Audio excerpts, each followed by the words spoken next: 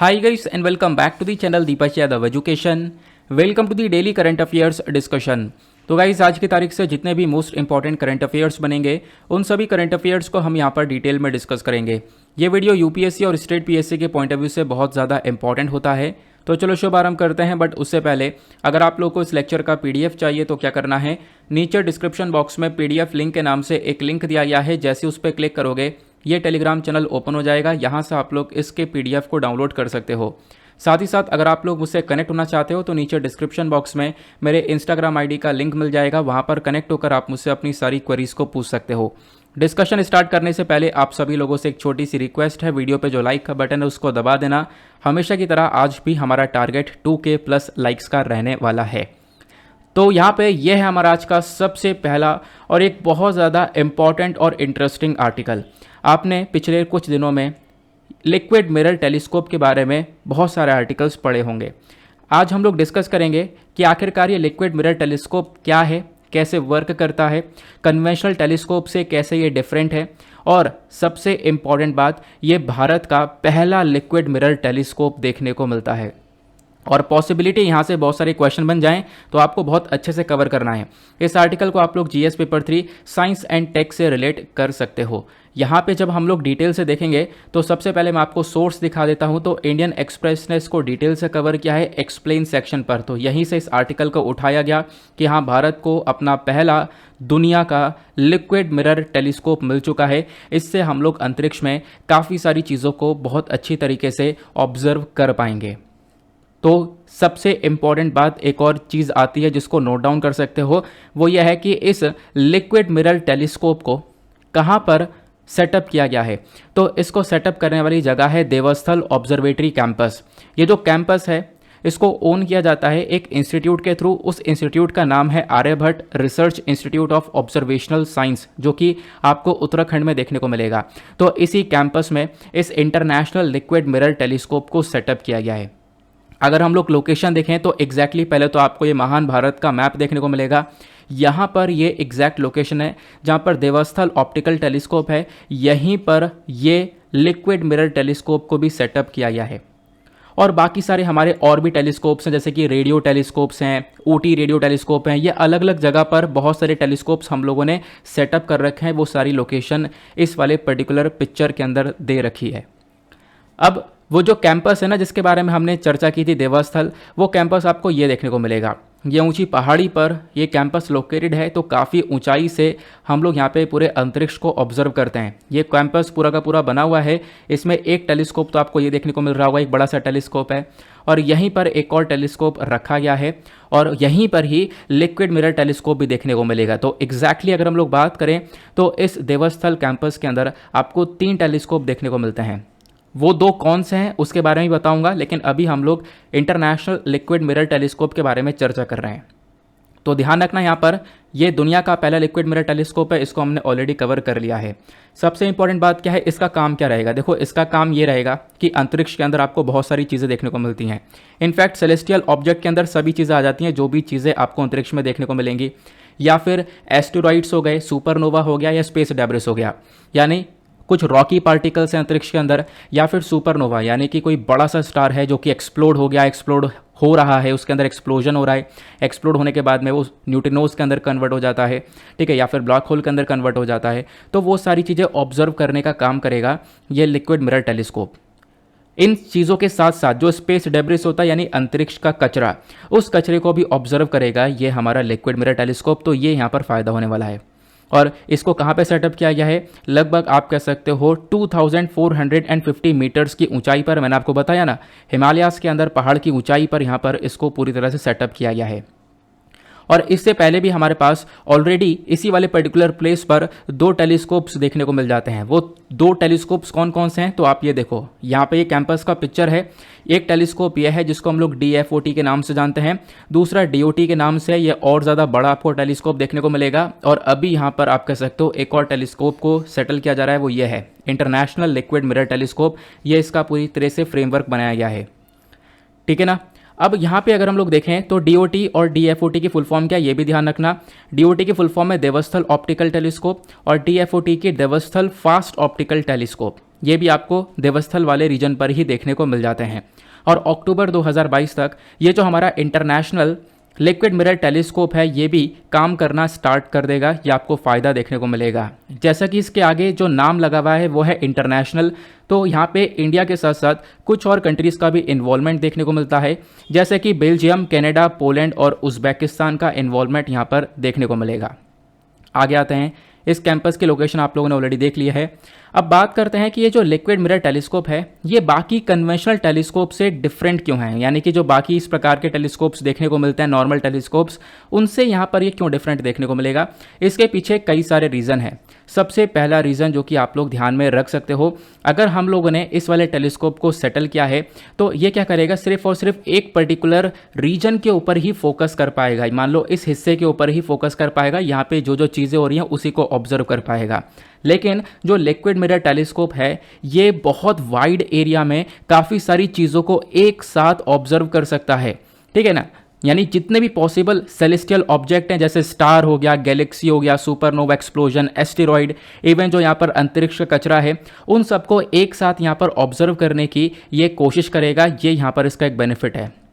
दूसरी इंपॉर्टेंट बात यहाँ पर यह आपको देखने को मिलेगा कि जो हमारा लिक्विड मिरर टेलीस्कोप होने वाला है ये पूरी रात क्या करेगा, चीज़ों को ऑब्जर्व करेगा। जो भी चीज़ें हो रही हैं स्काई के अंदर, अंतरिक्ष में, उन सब चीज़ों को यहाँ पर ऑब्जर्व करेगा पूरी रात। लेकिन जो कन्वेंशनल टेलीस्कोप होता है ये सिर्फ कुछ ही घंटे के लिए चीज़ों को ऑब्जर्व करता है और कुछ घंटे बाद ये वर्क नहीं करता है, ठीक है ना। आपको यहाँ पर ये भी ध्यान रखना है। अब एक और बहुत इंपॉर्टेंट बात आती है, वो ये है कि भाई हम लोग ये देख रहे हैं इतनी देर से लिक्विड मिरर, तो यहाँ पे लिक्विड का इस्तेमाल हुआ है क्या।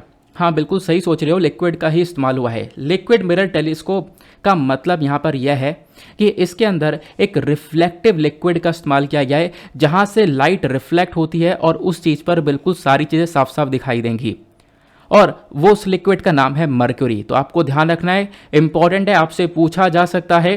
तो मर्क्यूरी को यहाँ पर एज अ रिफ्लेक्टिव लिक्विड की तरह हम लोग देखते हैं, ठीक है ना। और ये तो हो गई लिक्विड मिरर की बात। जो हमारे बाकी कन्वेंशनल टेलीस्कोप्स होते हैं जिसके बारे में हम लोग अभी तक ऑलरेडी चर्चा कर रहे थे, तो कन्वेंशनल टेलीस्कोप के अंदर क्या होता है, शीशे का इस्तेमाल किया जाता है, एक हाईली पॉलिश्ड ग्लास मिरर का इस्तेमाल किया जाता है जिसके अंदर सारी चीज़ें देखी जाती हैं। लेकिन लिक्विड के अंदर नाम से पता चल रहा है एक मर्क्यूरी के लिक्विड का इस्तेमाल किया जाता है। अब यहाँ पे हम लोग बात करते हैं इसका जो स्ट्रक्चर है वो कैसा देखने को मिलेगा। अभी कोई प्रॉपर इमेजेस नहीं है, लेकिन एक डायग्राम ज़रूर आपको देखने को मिलेगा, क्योंकि मैंने अभी आपको एक पिक्चर दिखाया था कि इस प्रकार से इसका बाहर से ढांचा बनाया गया है ना। ये आपको लिक्विड मिरर टेलीस्कोप का ढांचा देखने को मिलेगा। लेकिन जब हम लोग इसका एक डायग्राम देखते हैं कि एग्जैक्टली ये कैसा नज़र आएगा, तो आपको ये डायग्राम देखने को मिलेगा। इसमें क्या है, बीच में एक बर्तन सा आपको देखने को मिल जाता है, ठीक है। एक गहरा सा यहाँ पर कुछ रख दिया गया है, इसी के अंदर इस मर्क्यूरी के लिक्विड को डाला जाएगा, और यहाँ पर आप कह सकते हो एक स्क्रीन है, यहीं पर लेजर्स भी लगी हुई हैं।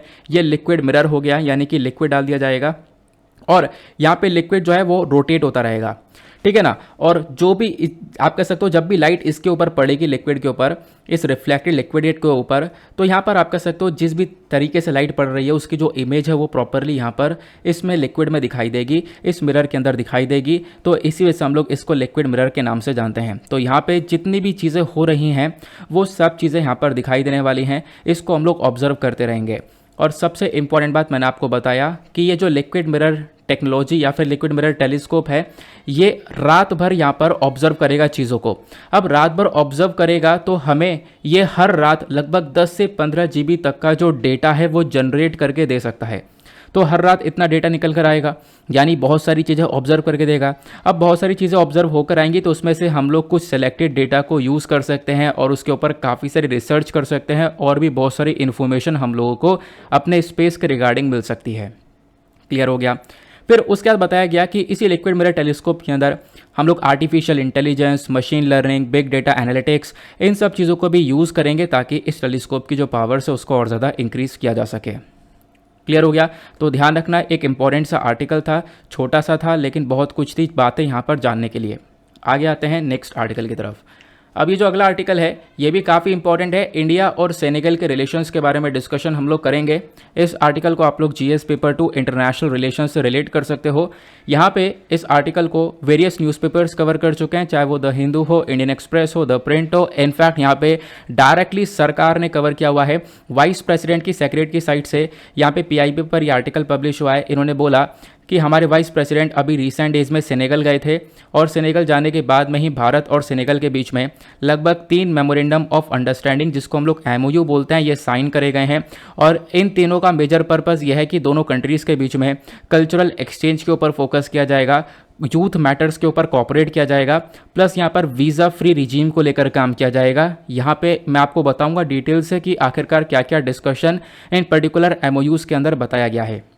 सबसे पहली चीज़ यहाँ पर आप देख पाओगे, इशू यह है कि भारत के वाइस प्रेसिडेंट सेनेगल विजिट करे और ये 3 एमओयूज़ को साइन किया गया।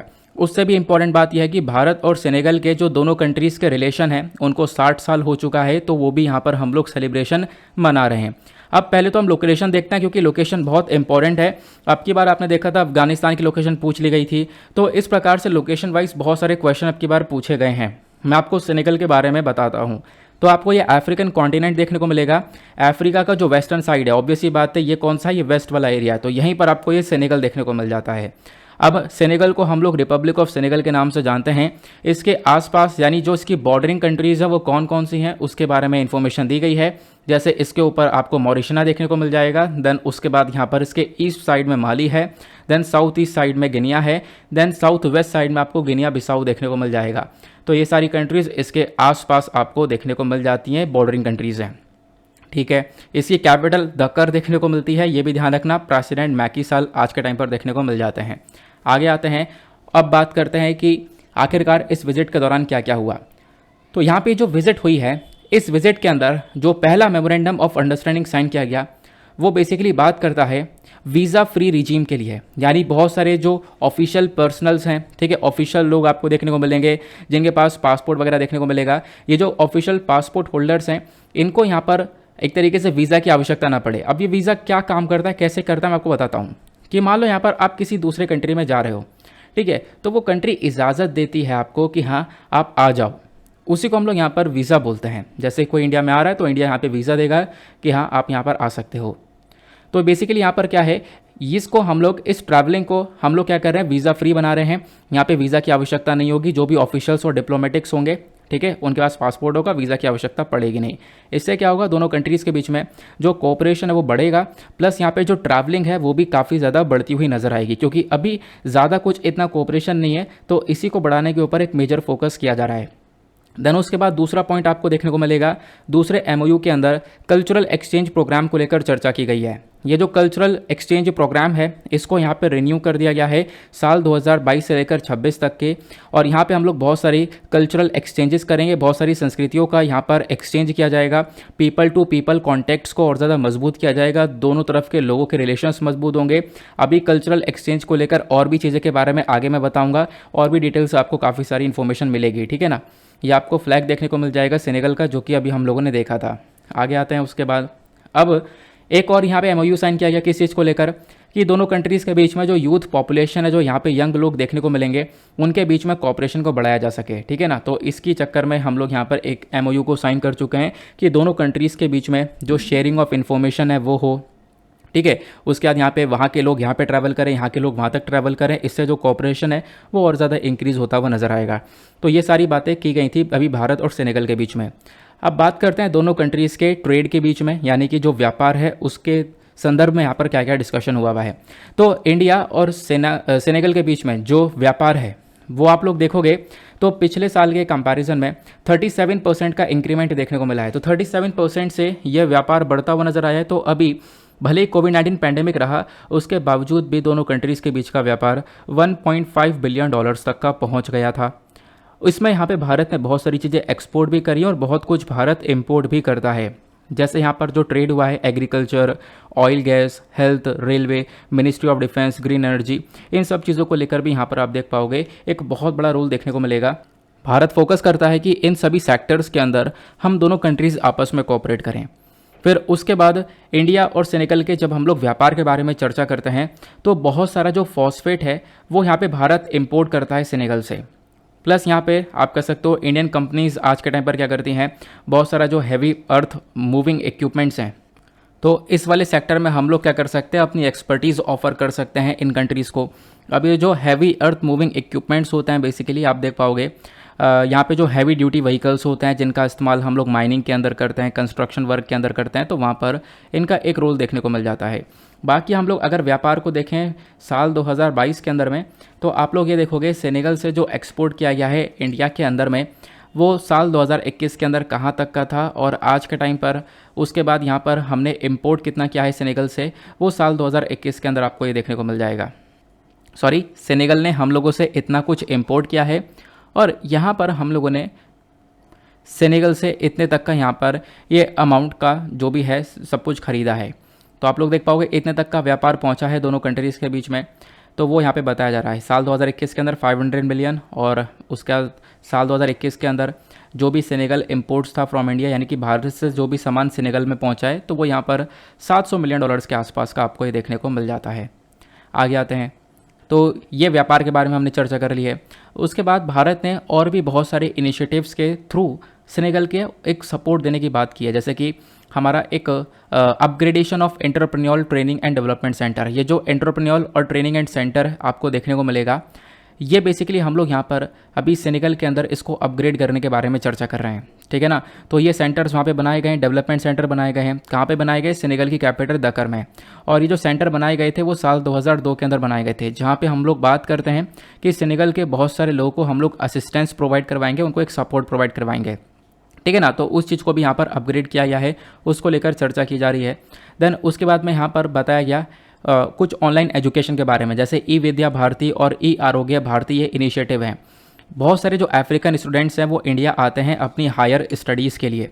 अब इंडिया यहाँ पर चाहता यह है कि हम लोग ऑनलाइन उनसे कनेक्ट हो पाएँ, टेली एजुकेशन प्रोवाइड कर पाएँ, यानी कि ऑनलाइन माध्यम से उन तक एजुकेशन पहुँचे, तो ज़्यादा से ज़्यादा लोग जो है वो इंडिया से यहाँ पर एजुकेशन ले पाएँ। तो इससे क्या होगा, जो कॉपरेशन है वो और ज़्यादा बढ़ जाएगा जब हम लोग इलेक्ट्रॉनिक वे में, यानी कि आप कह सकते हो ऑनलाइन वे में आगे आ जाएंगे, तो ठीक है। तो इससे भी यहाँ पर सेनेगलीज स्टूडेंट जो हैं सेनेगल के, उनको काफ़ी ज़्यादा फ़ायदा मिलेगा। फिर उसके बाद यहाँ पर एक मुद्दा था जून 2021 का। यहाँ पे क्या हुआ था, 4 इंडियन नेशनल से भारत के लोग थे, उनको वहाँ पे अरेस्ट कर लिया गया था, कस्टडी में ले लिया गया था, तो उनको भी यहाँ पर छुड़ाने के लेकर चर्चा की जा रही है। तो इस मुद्दे में भी आप देख पाओगे भारत ने सेनेगल की सरकार से यहाँ पर रिक्वेस्ट की थी कि वो उनको लोगों को छोड़ दिया जाए और ताकि वो अपनी फैमिली तक वापस लौट पाएँ। हालांकि उन चारों व्यक्तियों को कस्टडी में लिया गया था कुछ ट्रैफिकिंग के चार्जेस पे कि ड्रग की वो तस्करी वगैरह कर रहे थे, ठीक है। आगे आते हैं, इतना क्लियर हुआ। अब बात करते हैं सेनेगल हमारे लिए क्यों इंपॉर्टेंट है, क्योंकि सबसे इंपॉर्टेंट बात आपको ये देखने को मिल जाती है कि जब हम लोग बात करते हैं किसकी, यूनाइटेड नेशन सिक्योरिटी काउंसिल की, ठीक है। यूनाइटेड नेशन सिक्योरिटी काउंसिल के बारे में आपको डिटेल से पता होगा। यूएनएससी के अंदर टोटल आपको 15 मेंबर्स देखने को मिल जाते हैं, 10 इसके अंदर नॉन परमानेंट मेंबर्स हैं और 5 यहाँ पे परमानेंट मेंबर्स आज के टाइम पर देखने को मिलते हैं। अच्छा, ये 5 परमानेंट मेंबर्स कौन कौन से हैं, ज़रा नीचे कमेंट सेक्शन में इन 5 परमानेंट मेंबर्स के जो नाम है वो लिख दो। अब यहाँ पे क्या हुआ कि भारत जो है अभी के लिए एक नॉन परमानेंट मेंबर देखने को मिलता है यूनाइटेड नेशन सिक्योरिटी काउंसिल में। हालांकि यहाँ पे जो परमानेंट मेंबर 5 मेंबर्स हैं, इनके पास में जो पावर है वो बहुत ज़्यादा होती है। इनफैक्ट इनके पास में एक वीटो पावर भी होती है, ठीक है। तो इनका दबदबा काफ़ी ज़्यादा बना रहता है। तो बेसिकली यहाँ पर बोला गया कि भारत भी चाहता है कि इन परमानेंट मेंबर्स के बीच में भारत को एक सीट मिले, और इस चीज़ को लेकर बहुत सारी कंट्रीज़ भारत को सपोर्ट करती हैं और बहुत सारी कंट्रीज़ भारत को सपोर्ट नहीं करती हैं। तो यहाँ पे जो सेनेगल है वो एक ऐसा देश है जो कि बिल्कुल भारत को इस चीज़ में सपोर्ट करता है कि हाँ, भारत को भी एक यहाँ पर परमानेंट सीट मिलनी चाहिए इस यूनाइटेड नेशन सिक्योरिटी काउंसिल के अंदर, क्योंकि हम लोग भी यहाँ पर एशिया वाले रीजन से आते हैं, एक बहुत बड़ी कंट्री हैं, डेमोक्रेटिक कंट्री हैं, तो हमें भी यहाँ पर एक सीट तो मिलनी ही चाहिए, वो यहाँ पर बोला गया, ठीक है ना। उसके बाद यहाँ पे जब हम लोग बात करते हैं अफ्रीकन यूनियन की, तो आप देख पाओगे पूरा का पूरा ये अफ्रीका का एक अफ्रीका यूनियन देखने को मिलता है। तो इस अफ्रीकन यूनियन की जो प्रेसिडेंसीशिप है वो आज के टाइम पर सेनेगल के हाथ में देखने को मिल जाती है। तो सेनेगल इस वजह से भी भारत के लिए काफ़ी ज़्यादा इंपॉर्टेंट हो जाता है। क्लियर हो गया। अफ्रीकन यूनियन के जो एक्टिव मेंबर्स हैं, जो डार्क कलर के ग्रीन डार्क कलर देखने को मिल रहा है, ये सभी जो कंट्रीज़ हैं वो यहाँ पर क्या है, एक्टिव मेंबर हैं अफ्रीकन यूनियन की। ये साल 2021 तक का डेटा है। और बाकी जो यहाँ पे लाइट ग्रीन कलर वाली कंट्रीज़ देखने को मिल रही हैं सस्पेंडेड मेंबर हैं। बाकी जो इधर ग्रे कलर की कंट्रीज सब कुछ देखने को मिल रही हैं ऊपर नीचे, ये सब कोई भी अफ्रीकन यूनियन का मेंबर नहीं है, ठीक है ना। यहाँ पर सेनेगल आपको देखने को मिल जाता है। ये हम लोग अभी सेनेगल के बारे में चर्चा कर रहे हैं, इस वाले कंट्री की। आगे आते हैं, अब बात करते हैं सेनेगल और भारत के रिलेशंस कैसे बने थे। दोनों कंट्रीज़ के जो रिलेशंस है वो एस्टेब्लिश होते हैं 1962 के आसपास, और तब से यहाँ पे लगातार रिलेशन बनते हुए चले जाते हैं। दोनों कंट्रीज़ का यहाँ पर जो सपोर्ट है वो नॉन अलाइन मूवमेंट पर भी देखने को मिला। फिर उसके बाद इंटरनेशनल सोलर अलायंस तक का भी यहाँ पर दोनों कंट्रीज़ का एक सपोर्ट देखने को मिला है। दोनों कंट्रीज़ के अंदर अगर हम लोग बात करें तो आपको डेमोक्रेसी, डेवलपमेंट, सेकुलरिज्म ये चीज़ें देखने को मिल जाती हैं। फिर उसके बाद दोनों कंट्रीज़ के बीच में कमर्शियल रिलेशंस के बारे में अगर हम लोग चर्चा करते हैं तो बहुत सारी जो चीज़ें हैं, बहुत सारे आइटम्स भारत से एक्सपोर्ट किया जाता है, जैसे कि textile, food items, automobile, pharmaceutical. Plus यहाँ पे बहुत सारा जो मेजर आइटम्स है वो हम लोग इंपोर्ट करते हैं सेनेगल से, जैसे कि फॉस्फोरिक एसिड और रॉ कैश्यू, यानी जो कच्चा काजू है वो यहाँ पर हम लोग अभी इंपोर्ट करते हैं सेनेगल से। देन उसके बाद में हम लोग डेवलपमेंट असिस्टेंस प्रोग्राम के लेकर भी काम करते हैं। हमने सेनेगल को बहुत सारा उधार प्रोवाइड करवा रखा है अलग अलग सेक्टर में, जैसे कि agriculture, irrigation, transport, rural electrification, fisheries, women poverty alleviation, ठीक है, यानी कि वेमेन के अंदर जो गरीबियाँ देखने को मिल रही हैं उस गरीबी को कम करने के लिए भी यहाँ पे भारत सपोर्ट कर रहा है। मेडिकल, रेलवेज, इन सब चीज़ों तक को यहाँ पे जितने भी सेक्टर सेनेगल के अंदर हैं, जिन सेक्टर्स का मैंने नाम लिया है, इन सभी सेक्टर्स को भारत फंडिंग प्रोवाइड करवा रहा है। इनफैक्ट यहाँ पे हम लोग कुछ पैसा उधार दे रहे हैं। देन भारत ने लगभग 250 ई रिक्शा भी सप्लाई करी हैं सेनेगल को। तो 250 ई रिक्शा हम लोगों ने दिए थे जो कि लिथियम आयन बैटरीज पर चलती हैं। तो ये ई रिक्शा अभी सेनेगल को दिए गए थे। ये आप लोग देख सकते हो, ये रहा उस समय का photo. India Senegal clean energy initiative के दौरान ये कदम उठाया गया था, जहाँ पे दोनों कंट्रीज़ का मेजर फोकस था कि हम लोग पोल्यूशन से लड़ेंगे। देन उसके बाद दोनों कंट्रीज़ के बीच में कल्चरल कोऑपरेशन के बारे में चर्चा करते हैं। यहाँ पे मेंशन किया गया कि बहुत सारे यहाँ पर आप देख पाओगे कुछ इंडियन कल्चरल इवेंट्स हैं जो कि यहाँ पर सेनेगल के अंदर ऑलरेडी हो चुके हैं, जैसे कि तिरंगा 3.0, ठीक है। फिर उसके बाद में यहाँ पर तिरंगा होली हो गया, इंटरनेशनल डे ऑफ योगा हो गया, ठीक है, Mahatma Gandhi birth anniversary celebration हो गया। तो ये सारे सेलिब्रेशन आज के टाइम पर हम देख पाते हैं सेनेगल के अंदर होते हैं। तो सेनेगल ने यहाँ पर अभी भारत के साथ में इस कल्चरल कोऑपरेशन को और ज़्यादा बढ़ाया है। तो भारत का फोकस ये है कि हम लोग इसी सांस्कृतिक वे में, इसी कल्चरल वे में और भी ज़्यादा एक दूसरे के साथ में अपने कल्चर्स को शेयर करें। बाकी इंडियन डायस्पोरा के बारे में बात करें तो भारत की जो कम्युनिटी है वो सेनेगल में बहुत कम ही लोग रहते हैं। यहाँ पे बोला गया है कि लगभग 500 के आसपास देखने को मिलेंगे। जो ज़्यादातर लोग काम कर रहे हैं वो बेसिकली यहाँ पर जो इंडियन कंपनीज काम कर रही हैं, ठीक है, उसकी पोस्ट पर काम कर रहे हैं, या फिर आप कह सकते हो कुछ लोग अगर वहाँ पे हैं तो वो अपने बिजनेस की वजह से आपको वहाँ पर देखने को मिल जाते हैं। प्लस कुछ गवर्नमेंट की पोस्ट वगैरह पर देखने को मिल जाते हैं जो कि डेवलपमेंट ऑब्जेक्ट्स के लिए वगैरह काम कर रहे हैं, ठीक है ना। तो यहाँ पर बहुत सारी जो इंडियन कंपनीज़ हैं जो कि डेवलपमेंटल प्रोजेक्ट्स लगा रही हैं सेनेगल के अंदर, तो उसके अंदर काम करें। तो बहुत कम लोग हैं जो कि सेनेगल के अंदर हैं, तो इसी कॉपरेशन को थोड़ा सा बढ़ाने के ऊपर मेजर फोकस किया गया है। तो ध्यान रखना, इंडिया सेनेगल के रिलेशंस हम लोगों ने पूरी तरह से कवर कर लिए हैं। नेक्स्ट आर्टिकल पर आते हैं। अगला आर्टिकल बात करता है कम्युनिटी फॉरेस्ट रिसोर्स के बारे में। तो इस आर्टिकल को आप लोग जीएस पेपर 2 से रिलेट कर पाओगे। यहाँ पे आप देख पाओगे इन सारे पॉइंट्स से आप लोग इसको रिलेट कर सकते हो। देन उसके बाद इंडियन एक्सप्रेस ने इस आर्टिकल को कवर किया है एक्सप्लेन सेक्शन पर कि कम्युनिटी फॉरेस्ट राइट्स क्या होते हैं, प्लस यहाँ पे ये हमारे लिए क्यों मैटर करते हैं।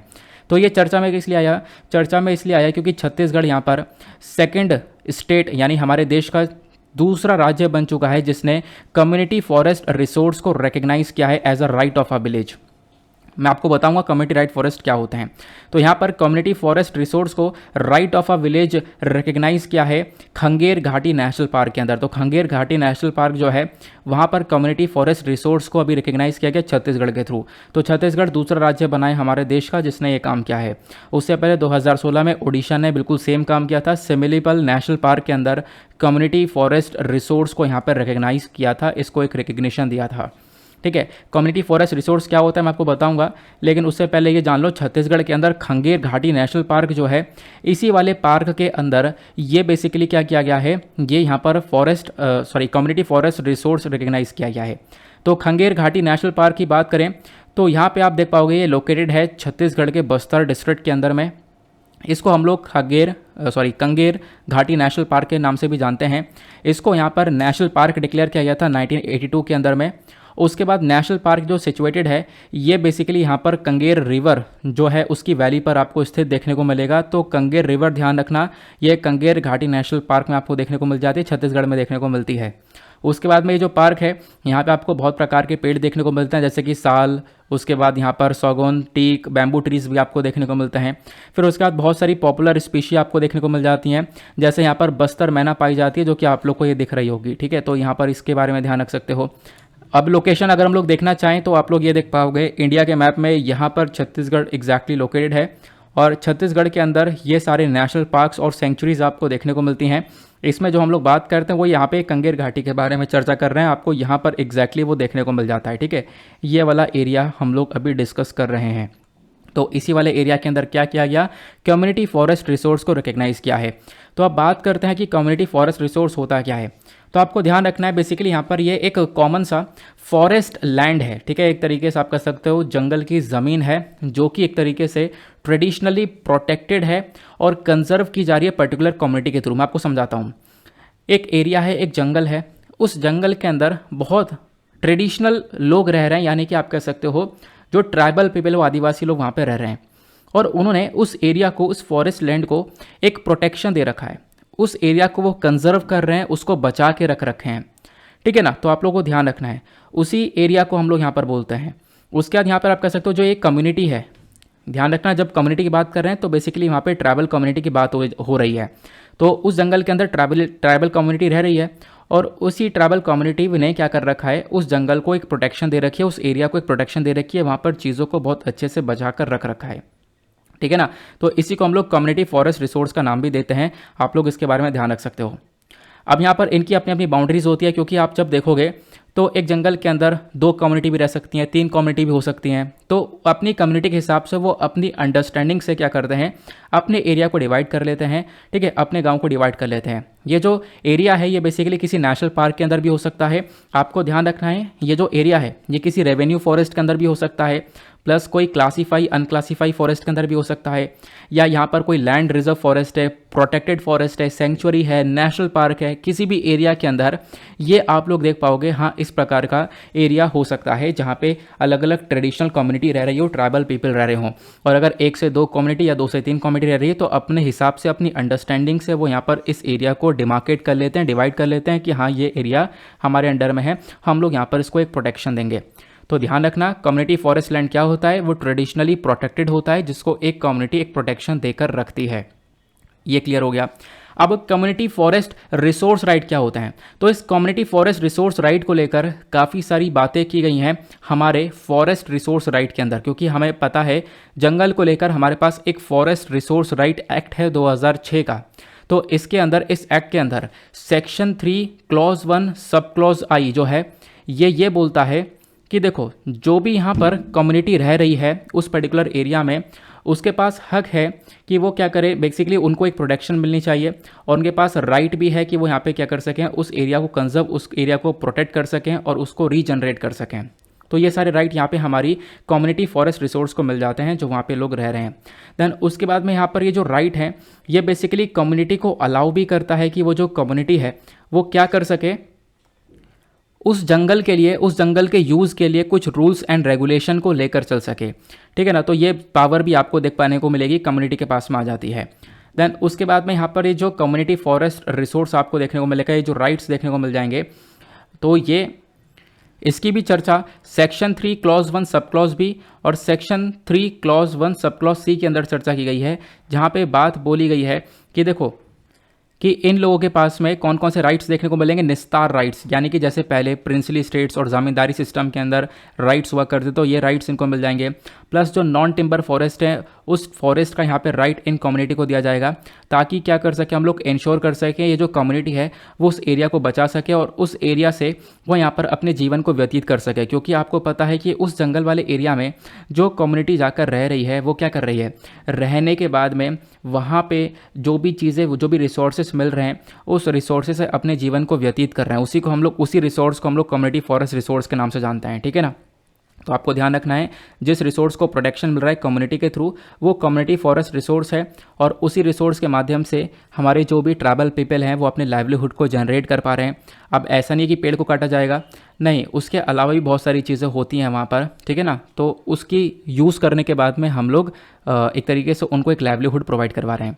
तो ये सारी पावर्स किसके पास में आ जाती हैं? कम्युनिटी के पास में आ जाती हैं इस फॉरेस्ट राइट एक्ट के थ्रू। तो आप लोग इसके बारे में ध्यान रख सकते हो। अब यहाँ पे इसका फ़ायदा क्या होगा, यानी कि मान लो हमने कम्युनिटी फॉरेस्ट रिसोर्स राइट को रिकग्नाइज़ कर लिया, यानी एक ऐसा एरिया है जहाँ पे ट्रेडिशनल पीपल रह रहे हैं, उनको हम लोगों ने ये राइट्स दे दिए, इन राइट्स का रिकग्निशन दिया।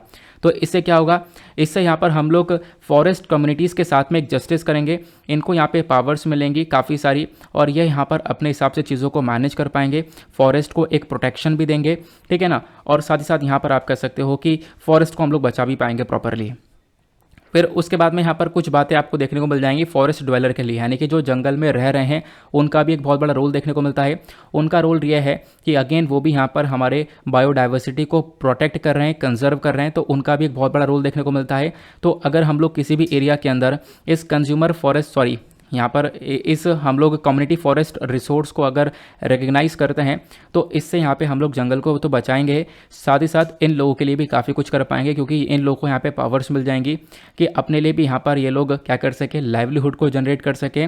उस जंगल से यहाँ पर जो भी चीज़ें मिलती हैं जिससे ये लोग यहाँ पर पैसा जनरेट कर सकते हैं, वो काम किया जा सकता है, ठीक है। जैसे कि पेड़ से गम निकाल लिया, या जैसे पेड़ से गम निकाल रहे हैं, ठीक है, उस गम को बेचा जा सकता है। उसके बाद और भी वेरियस एक्टिविटीज़ की जा सकती हैं और उसी के माध्यम से यहाँ पर पैसा जनरेट किया जा सकता है इन पीपल्स के थ्रू। क्लियर हो गया? ये सारी बातें आपको फॉरेस्ट राइट एक्ट के अंदर देखने को मिल जाती हैं। ये जो फॉरेस्ट राइट एक्ट है इसको 2006 के अंदर लाया गया था, ये मैं आपको ऑलरेडी बता चुका हूँ, ठीक है। तो यहाँ पर ये कुछ ज़्यादा नहीं है, यहाँ पे इनफैक्ट वही बातें वापस से मेंशन की गई हैं। इस फॉरेस्ट राइट एक्ट के अंदर वही चीज़ है कि जो कम्युनिटीज़ हैं जो कि डिपेंडेंट हैं अलग अलग ज़रूरतों के ऊपर, ठीक है, फॉरेस्ट के ऊपर, तो उनके लिए यहाँ पर उनके हकों के लिए इस एक्ट को लाया गया था। ये मैं आपके साथ ऑलरेडी डिस्कस कर चुका हूँ, तो ज़्यादा डिटेल में जाने की आवश्यकता यहाँ पर है नहीं। क्लियर हुआ? तो कम्युनिटी फॉरेस्ट रिसोर्स आप लोग समझ चुके हो कि रिसोर्स क्या होते हैं, कम्युनिटी राइट्स क्या है, प्लस ट्रेडिशनल कम्युनिटी क्या है, इन तीनों के बीच में डिफरेंस ध्यान रखना। बस खाली रिसोर्स क्या है, जो रिसोर्स वहाँ से जो यानी कि जंगल से जो भी रिसोर्स निकल रहे हैं उससे वहाँ पे जो ट्रेडिशनल पीपल हैं वो अपनी अपनी लाइवलीहुड को जनरेट कर पा रहे हैं, उसी को हम लोग यहाँ पर as a community resource rights की तरह देख रहे हैं। देन उसके बाद ये जो नेक्स्ट आर्टिकल ये बात करता है टैकलिंग ग्लोबल वाटर स्कैरसिटी के बारे में, यानी पानी की जो आपको कमी देखने को मिल रही है उसको हम लोग कैसे टैकल कर सकते हैं, उसको लेकर एक रिपोर्ट आई है। तो जीएस पेपर 2 और 3 से इस आर्टिकल को आप लोग रिलेट कर पाओगे। तो यहाँ पे ये जो नई पब्लिश बुक है जिसका नाम है अनकन्वेंशनल वाटर रिसोर्सेज, इन्होंने यहाँ पर ये बोला है कि दुनिया भर में जो पानी की कमी है उस पानी की कमी को हम लोग टैकल कर सकते हैं। और वो कैसे टैकल कर सकते हैं मैं आपको बताता हूँ। देखो, पहली बात तो यहाँ पे आप लोग स्नोफॉल यानी जो बर्फ़ पड़ रही है, बारिश हो रही है, नदियाँ बह रही हैं, इसके ऊपर तो डिपेंडेंट हो ही कि यहाँ से तो पानी मिल रहा है ना, उसी पानी का यूज़ करके यहाँ पे लोग पानी पी पा रहे हैं। लेकिन यहाँ पर ये जो पानी का रिसोर्स है ये बहुत ज़्यादा कम है, इसकी बहुत ज़्यादा कमी देखने को मिलेगी। तो उसी को देखते हुए इस बुक ने ये बताया कि हम लोग यहाँ पर एक अलग तरीके से पानी की जो पूर्ति है वो पूरी कर सकते हैं, यानी कि जो ग्लोबल वाटर स्कैरसिटी देखने को मिल रही है उसके लिए हमारे पास कुछ अनकन्वेंशनल सोर्सेस आपको देखने को मिलेंगे, यानी कि कुछ अलग से तरीके आपको देखने को मिल जाएंगे। जैसे कि पहला क्लाउड सीडिंग। क्लाउड सीडिंग को हम लोग आर्टिफिशियल रेन के नाम से भी जानते हैं, जिसका आपने थंबनेल देखा होगा। क्लाउड सीडिंग में क्या होता है मैं आपको थोड़ी सी इन्फॉर्मेशन दे देता हूँ, ठीक है, ताकि आप लोग यहाँ पे क्लियर कर सको। जैसे यहाँ पर बादल हैं, अब बादल बरस नहीं रहे हैं, ठीक है, यहाँ पे बरस नहीं पा रहे हैं, तो इसके लिए हम लोग बरसात करवा सकते हैं, आर्टिफिशियल रेन करवा सकते हैं। कैसे? एक प्लेन को लेकर गए, प्लेन को ले जाने के बाद में बादल के ऊपर सिल्वर आयोडाइड को रिलीज़ कर दिया गया। सिल्वर आयोडाइड रिलीज़ होगा तो इससे क्या होगा, जो पार्टिकल्स तक जैसे ये पहुँचेगा, क्लाउड के पार्टिकल्स तक पहुँचेगा तो क्लाउड के पार्टिकल्स रिएक्ट होंगे। प्लस इसकी वजह से यहाँ पर आप कह सकते हो सिल्वर आयोडाइड की वजह से इन पार्टिकल्स के अंदर आइस क्रिस्टल बनने लगेगा, बर्फ़ के टुकड़े बनने लगेंगे। अब जब आइस क्रिस्टल बनेगा तो क्लाउड हैवी होगा, हैवी होने के बाद में ये बरस देगा। तो इसी को हम लोग बोलते हैं आर्टिफिशियल रेनिंग, जिसको हम लोग क्लाउड सीडिंग के नाम से भी जानते हैं, ठीक है, कि क्लाउड के अंदर बीज डाल देना और उसके बाद बरसात करवा देना। तो ये क्लाउड सीडिंग कहलाता है। आई होप आप लोगों को क्लियर हो चुका है। ये कैसे की जाती है? प्लेन के माध्यम से भी की जाती है, प्लस नीचे से रॉकेट भी लॉन्च कर सकते हैं, लेकिन प्लेन के माध्यम से ज़्यादा इफेक्टिव वे आपको देखने को मिलेगा।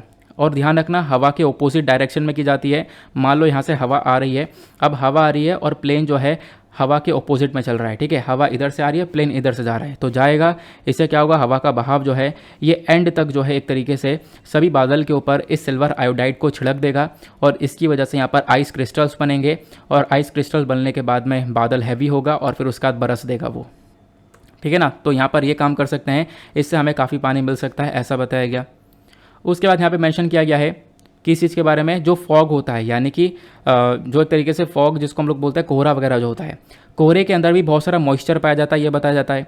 तो उस मॉइस्चर का हम लोग यूज़ कर सकते हैं। इनफैक्ट आप देख पाओगे यहाँ पे ये जो फॉग है, फॉग को क्या किया गया, नेट से पास करवाया गया।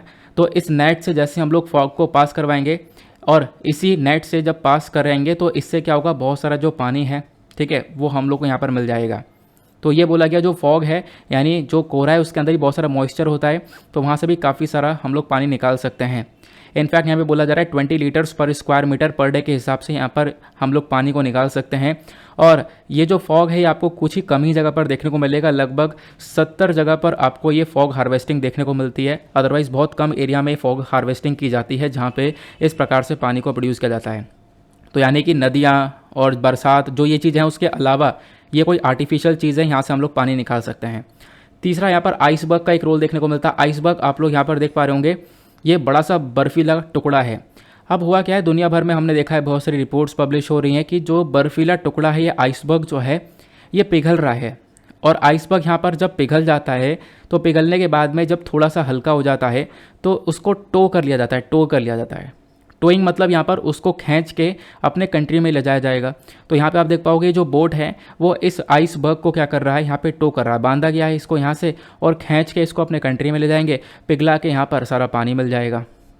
तो ये भी यहाँ पर एक स्टेप है। 2017 के अंदर यहाँ पे बहुत तगड़ा पानी का शॉर्टेज हो गया था यूएई के अंदर में, तो यूएई ने यहाँ पर यही प्लानिंग पास की थी कि भाई हम लोग जो आइसबर्ग है हल्के हल्के उनको खींच कर ले आएंगे अपने कंट्री के अंदर में, लेकिन इसके ऊपर कोई भी एक्शन नहीं लिया गया था, बस खाली यहाँ पर एक प्रपोजल रह गया। तो इस प्रकार से भी यहाँ पर जो पानी की समस्या है वो पूरी की जा सकती है। अब उसके बाद एक और यहाँ पे टेक्निक है, वो है ballast water technique. Ballast water technique क्या होती है, बहुत इंपॉर्टेंट है, ध्यान से इसको सुनना। बैलेस्ट वाटर यहाँ पर बेसिकली एक ट्रांसपोर्टेबल रिसोर्स होता है, मैं आपको समझाता हूँ। ये आपको देखने को मिलेगा जहाज़ है, ठीक है। अब जहाज़ में क्या होता है कि इसके नीचे यहाँ पर एक एम्प्टी सा टैंक बना हुआ है और उस टैंक के अंदर आपको पानी देखने को मिल जाता है, ठीक है ना।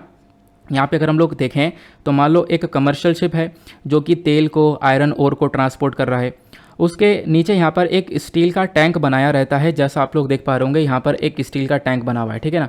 यहाँ पे एक स्टील का टैंक बना हुआ है नीचे की साइड में। अब क्या होता है मैं आपको समझाता हूँ। ये स्टील का टैंक क्या काम करता है कि मान लो जब जहाज़ के अंदर कार्गो को हम लोग अनलोड करते हैं, यानी कि कार्गो हम लोग जहाज़ से उतारते हैं, तो क्या होता है जब जहाज़ से हम लोग सामान उतारेंगे तो उससे जहाज़ का जो वेट है वो यहाँ पर कम हो जाएगा, है ना। जब वेट कम हो जाएगा तो इस दौरान हम लोग क्या करते हैं कि जहाज़ का जो टैंक होता है इसमें हम लोग पानी को भर लेते हैं ताकि यहाँ पर एक इक्वल वेट मेंटेन रहे।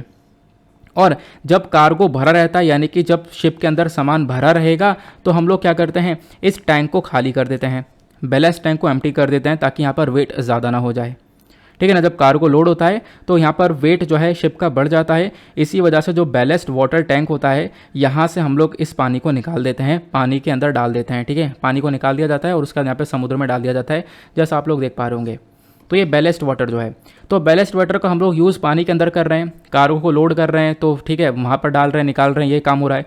तो हम लोग क्या कर सकते हैं, उस पानी को लेकर आया जा सकता है और उस पानी को साफ़ किया जा सकता है, क्योंकि वो पानी ऑब्वियस सी बात है काफ़ी गंदा होता है। उसके अंदर बैक्टीरिया, एल्गाई, जेलीफिश, बहुत सारे आपको फिशेस वगैरह भी देखने को मिल जाती हैं, तो पानी काफ़ी गंदा हो जाता है। तो उसको पानी को लेकर आने के बाद में उसको डिसैलिनेट यानी उसमें जो खारापना है वो सही किया जा सकता है और उसके बाद उसको एक हेल्दी पानी बनाया जा सकता है और पीने योग्य पानी बनाया जा सकता है। तो ये यहाँ पर फोकस किया गया। तो इस प्रकार से हम लोग यहाँ पे पानी की कमी को पूरा कर सकते हैं। देन उसके बाद यहाँ पर इन टेक्निक्स के अलावा अलग अलग टेक्निक्स है, जैसे कि म्यूनिसिपल वेस्ट हो गया, यानी कि जो एक तरीके से गंदा पानी है उसको प्रॉपर ट्रीटमेंट करके हम लोग साफ़ करके उसको पी सकते हैं। प्लस यहाँ पे जो समुद्र का पानी है, खारा पानी जिसको हम लोग ब्रैकिश वाटर बोलते हैं, तो इसके लिए भी यहाँ पर हम लोग डीसैलिनेशन प्रोजेक्ट लगा सकते हैं, जो कि क्या करता है, इस खारे पानी को डीसैलिनेट यानी कि इसके अंदर से जो नमक है वो निकाल देगा और उसको पीने योग्य पानी बना देगा। ठीक है ना। यहाँ पर समुद्र से पानी आया, ब्रैकिश वाटर आया, या डिसैलिनेशन प्लांट हुआ, यहाँ से क्या हुआ, पानी को नॉर्मल कर दिया गया, यानी कि इसमें से नमक निकाल दिया गया और फ्रेश वाटर करके आपके घर तक पहुँचा दिया गया। तो ये काम भी किया जा सकता है, इसके थ्रू यहाँ पर पानी की पूर्ति की जा सकती है, ऐसा बताया गया। लेकिन पानी की कितनी कमी पड़ रही है, ये वाटर स्कैर्सिटी का करंट स्टेट क्या है, हम लोग थोड़ा सा इसको समझते हैं। जब हम लोग वर्ल्ड के लेवल पर ये चीज़ें पढ़ते हैं तो लगभग यहाँ पे आप देख पाओगे दुनिया भर के अंदर जितना भी वाटर आपको देखने को मिलता है वो सिर्फ और सिर्फ 3% फ्रेश वाटर है। मान लो कितना भी पानी है उसका 3% यहाँ पर आपको साफ़ पानी देखने को मिलता है, ठीक है ना। उसका बताया गया लगभग 87 कंट्रीज़ ऐसी देखने को मिलती हैं जहाँ पे 2050 तक क्या होगा, पानी की एक भारी भरकम कमी पड़ जाएगी। प्लस हर 4 में से जो एक व्यक्ति है पृथ्वी के ऊपर वो यहाँ पे पानी का एक शॉर्टेज फेस करेगा। जो वाटर स्कैर्सिटी है वो सबसे ज़्यादा मिडिल ईस्ट, उसके बाद यहाँ पे नॉर्थ अफ्रीका रीजन के अंदर देखने को मिलेगी। तो सबसे ज़्यादा इन कंट्रीज़ को परेशानी होगी, क्यों? क्योंकि यहाँ पे पॉपुलेशन 6% है और पानी सिर्फ और सिर्फ 1% है। तो पानी की भारी भरकम कमी इन एरियाज़ के अंदर होने वाली है, ये बताया गया। अब इंडिया के अंदर क्या सिचुएशन उसको थोड़ा सा कवर करते हैं। मेंशन किया जाता है कि देखो भारत की जब हम लोग बात करते हैं तो भारत के पास में दुनिया भर की पॉपुलेशन का 16% की पॉपुलेशन इंडिया के अंदर में, 16% आबादी भारत के अंदर है। और यही यहाँ पर कंट्री बोलती है कि लगभग आप कह सकते हो कि 16% आबादी है और हमारे पास जो पानी है उसमें जो फ्रेश वाटर है सिर्फ और सिर्फ 4% है। तो 4% तक का आपको बिल्कुल साफ़ सुथरा पानी देखने को मिलता है। तो पानी की ऑब्वियस सी बात है अभी हमारे पास भी काफ़ी कमी देखने को मिलेगी। और पहले के टाइम पे हम लोगों ने बहुत तगड़ा वाटर क्राइसिस फेस किया भी है। इनफैक्ट यहाँ पर आप कह सकते हो भारत के अंदर जितने भी डिस्ट्रिक्ट्स हैं उसमें से ज़्यादा डिस्ट्रिक्ट्स के अंदर आप देख पाओगे ग्राउंड वाटर एक्सप्लॉइटेशन भी हो रहा है, पानी की काफ़ी बड़ी कमी भी देखने को मिल रही है, ठीक है ना। तो यहाँ पर ये बेसिकली वाटर स्कैर्सिटी को लेकर एक डेटा आपको मिल जाता है। अब बात करते हैं हम लोग यहाँ पे वाटर को लेकर कुछ इनिशिएटिव्स यहाँ पर सरकार ने चलाए हुए हैं, जैसे कि जल क्रांति अभियान, नेशनल वाटर मिशन, जल जीवन मिशन, जल शक्ति मिशन अभियान, अटल भूजल योजना। ध्यान रखना ये यहाँ पर पानी को प्रोवाइड करवाने की सारी योजनाएं आपको देखने को मिल जाती हैं। जैसे कि यहाँ पर ये जो है जल जीवन मिशन है जहाँ पे हमारा मेजर फोकस है कि हम लोग साल 2024 तक लोगों के घर तक क्या करेंगे, जो पाइप सप्लाई यानी कि टैप सप्लाई यानी टंकी का पानी जो है लोगों के घर तक पहुँचाया जाएगा, ठीक है ना। ये आपको क्लियर हो गया। बाकी यहाँ पे वाटर को लेकर काफ़ी सारे इंडेक्स भी आए हैं, जैसे कि यहाँ पे आप देख पाओगे वाटर इंडेक्स आया था 2019 का, यहाँ पे गुजरात ने टॉप किया था, जहाँ पे अच्छी तरीके से पानी को मैनेज किया गया, उसको लेकर भी काफ़ी सारी चर्चा की जाती है। आगे आते हैं अगले आर्टिकल पर। नेक्स्ट आर्टिकल बात करता है ऑपरेशन महिला सुरक्षा के बारे में। एक इंपॉर्टेंट आर्टिकल है, जीएस पेपर 3 से आप लोग यहाँ पर इसको रिलेट कर पाओगे, तो और साथ साथ जीएस पेपर 1 से रिलेट कर पाओगे। तो यहाँ पे ऑपरेशन महिला सुरक्षा ये क्या है, हम लोग थोड़ा सा इसको समझेंगे। चर्चा में इसलिए है क्योंकि इसी ऑपरेशन महिला सुरक्षा के अंदर में जो रेलवे प्रोटेक्शन फोर्स है आरपीएफ, इसने अभी यहाँ पर 7,000 लोगों को अरेस्ट किया है जो कि यहाँ पे अनऑथराइज तरीके से ट्रैवल कर रहे थे और यहाँ पे आप कह सकते हो विमेन के डब्बों के अंदर ट्रैवल कर रहे थे। और यहाँ पर इस प्रकार के लोगों से काफ़ी बड़ा खतरा रहता है। ये लोग यहाँ पर एक तरीके से गर्ल्स को, विमेंस को, इनको ट्रैफिकिंग करते हैं, इनको पकड़ के ले जाते हैं और इनसे यहाँ पर उल्टे सीधे काम करवाए जाते हैं। तो यहाँ पर एक ह्यूमन ट्रैफिकिंग का एक सबसे बड़ा खतरा देखने को मिल जाता है और ह्यूमन ट्रैफिकिंग को रोकने के लिए भारत सरकार ने बहुत सारे ऑलरेडी स्टेप्स उठाए हुए हैं। जैसे हम लोग कुछ डेटा देखें तो यहाँ पे कितने लोगों को ये तस्करी की गई थी साल 2020 में, तो फीमेल्स की बात करें तो 2797 फीमेल्स की तस्करी की गई थी और उसके बाद यहाँ पर 18 साल से कम उम्र के बच्चों की भी बहुत ज़्यादा तस्करी की गई थी। 2020 तक अगर हम लोग बात करें तो ह्यूमन ट्रैफिकिंग के जो केसेस हैं वो लगभग 1700 से भी ज़्यादा रजिस्टर हो पाए थे।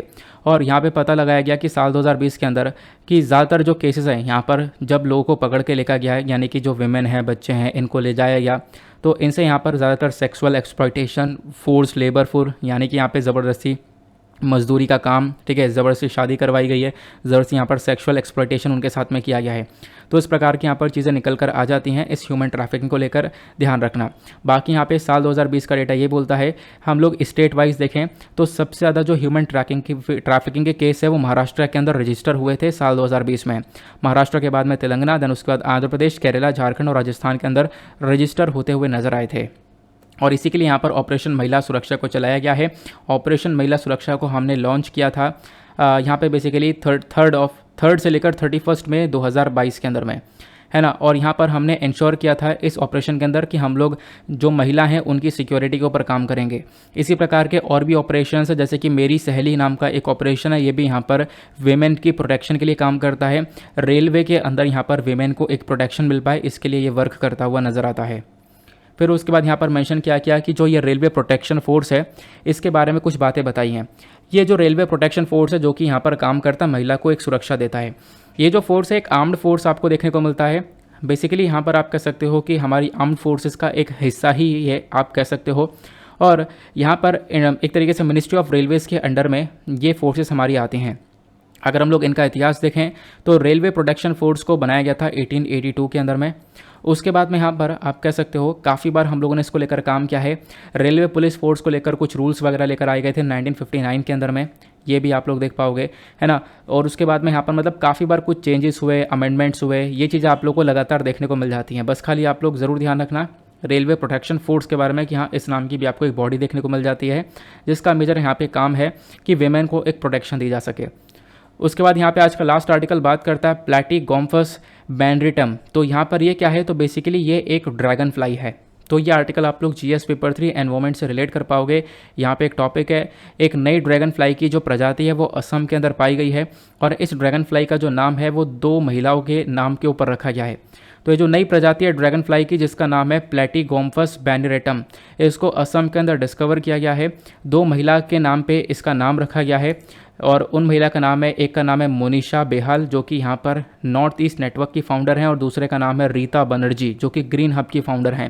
तो यहाँ पर अपने आप में काफ़ी इंपॉर्टेंट पर्सनैलिटी हैं जिनके बेसिस पर यह नाम रखा गया। ये जो ड्रैगन फ्लाई की प्रजाति आपको देखने को मिल रही है ये बेसिकली एक सिंगल मेल है जो कि यहाँ पे फाउंड किया गया था रिसर्चर्स के थ्रू साल 2020 के अंदर में। और यहाँ पे आप देख पाओगे काफ़ी शाइनी सा कलर इसका देखने को मिलता है। ब्लू कलर की आइज़ देखने को मिलती हैं जैसे कि आप लोगों को पिक्चर में देखने को मिल रहा है। डार्क ब्राउन कलर का यहाँ पर इसका फेस देखने को मिल जाता है, ये यहाँ पर बताया गया। प्लस ये कहाँ पे पाया जाता है, तो जो कि अलग अलग घासें देखने को मिलेंगी जैसे कि sparse grass, paddy field, marshland. तो इन एरियाज़ के अंदर ज़्यादातर ये यहाँ पे ड्रैगन फ्लाई आपको पाया जाता हुआ नज़र आएगा।